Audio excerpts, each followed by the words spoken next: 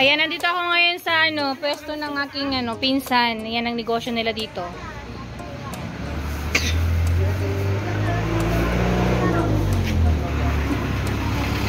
Ito lang. Ate John. Dun sa Ata. Bagong luto yan. Namulak man? Ay, bagong luto ka na atay? Siyempre, maganda ka dyan mga bagong luto. Hindi, talaga napulot pa ito. Apa? Namin kinilang doon ato. Yung mga naman sana. Ang mga anak ijay. Tagay-sakay Hindi ka. ba bulot konda? At pinta ka. Ano ba? Sige. Malit na ba? Tagay-sakay. 400. Teka.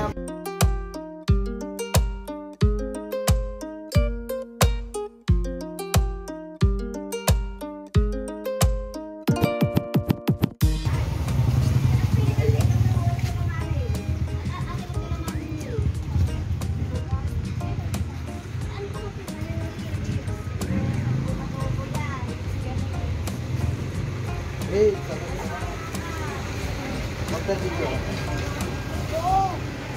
May styrofoam.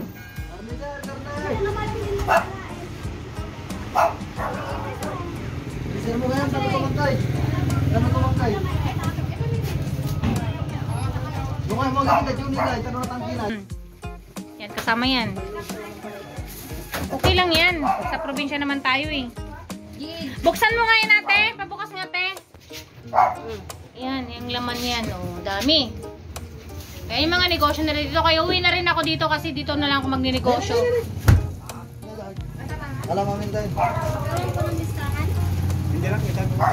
Ay, magkano to? 50? Direct. Wala, dalim. Ito yung pinakamalaki niyang tindahan, no? Yan, sari-sari store. Ang dami. Namburaot ako ng soft drinks kasi nauuhaw na ako. Kumain kasi ako ng burger. Yan, yung mga paninda niya. Diba?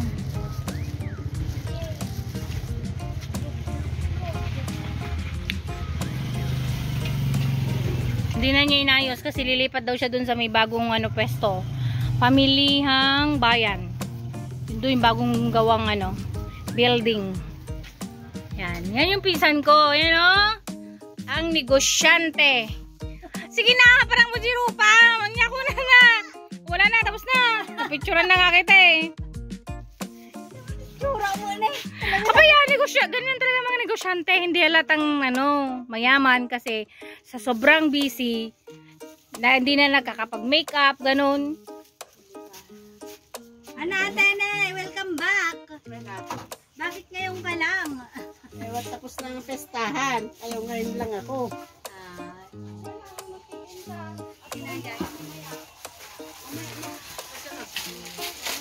Ang kakabsot mga kangamangan. Gusto ka ni content sa soft drinks.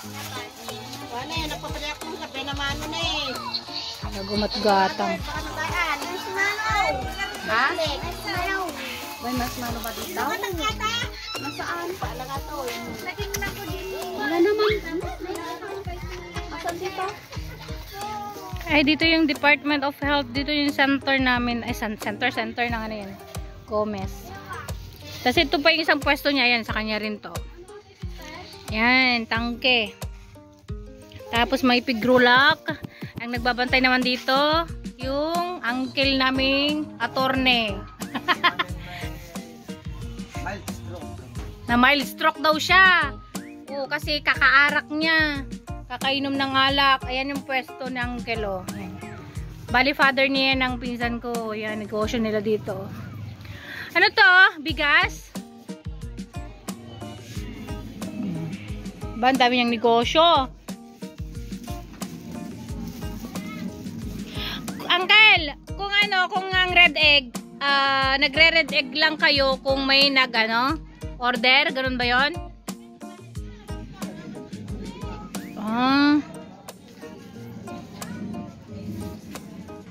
May negosyo din siyang red egg kasi may mga siya eh. Ano bang alaga ni Julian?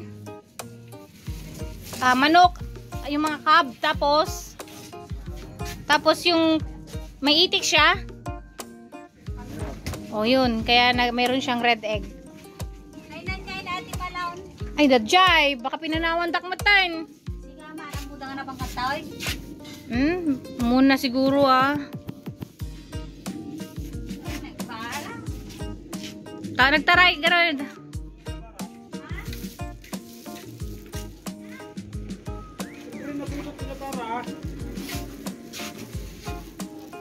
Ay na, tagilibukol ti karawasan. Ay.